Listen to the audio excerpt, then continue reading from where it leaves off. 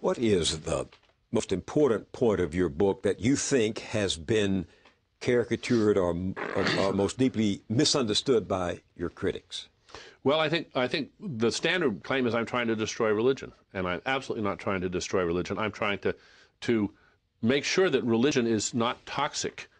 Everybody knows that there's toxic varieties of religion in every religion. Religion heals, religion kills, right? Absolutely right. Now, how can we steer away from the toxic varieties? And I have, since we haven't done the research that I'm calling for, I can't give a lot of policy recommendations. That would be contradicting my claim that until we do the research, we don't know what we're doing.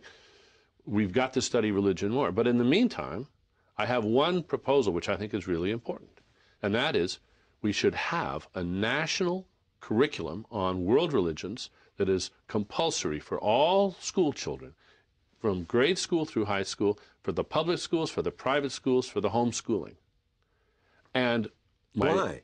Because if we taught the young people of a country this, then you could teach them whatever else you wanted, and I wouldn't worry about religions that, I think any religion that could flourish under those conditions would be a benign, a valuable, a wonderful religion. I think it's only, if you look at the toxic religions, they are all the religions that survive by the enforced ignorance of their young.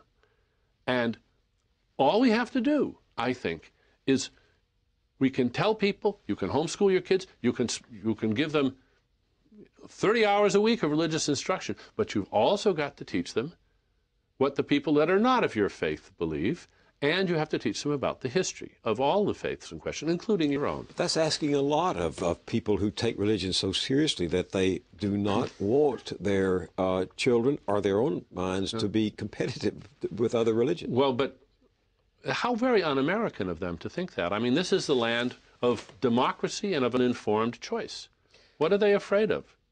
The other criticism that I take from your critics, the chief criticism I take from your critics, is that you want to reduce everything to the scientific process, that you believe everything ultimately can be understood by the process of observation and verification, trial and error, including religious belief.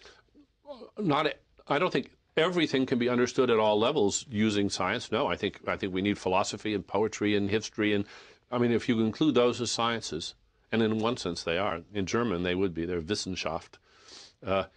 So then history and the study of literature and archaeology and for that matter, poetics and literary criticism counts as a kind of science.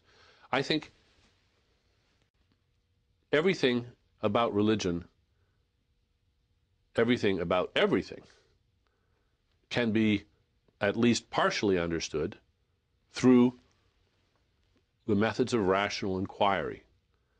And I am amused when people say they can't make up their mind whether they say, well, you can't or you shouldn't. And I think mainly they're afraid that you can, and that's why they say you shouldn't try. It's amazing how much we can understand about a lot of things. I know that one of the reasons that some people are very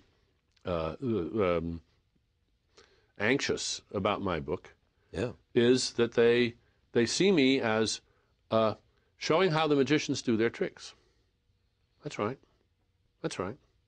But you see, if we're talking about music, you can go in and you can show how Bach does his tricks and how Brahms does his tricks. You can show how poets do their tricks. You can show how doctors do their tricks. You can show how important their bedside manner is.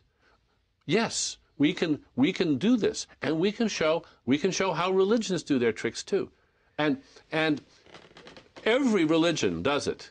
Every religion does it. And why shouldn't we understand that just as well as we understand this?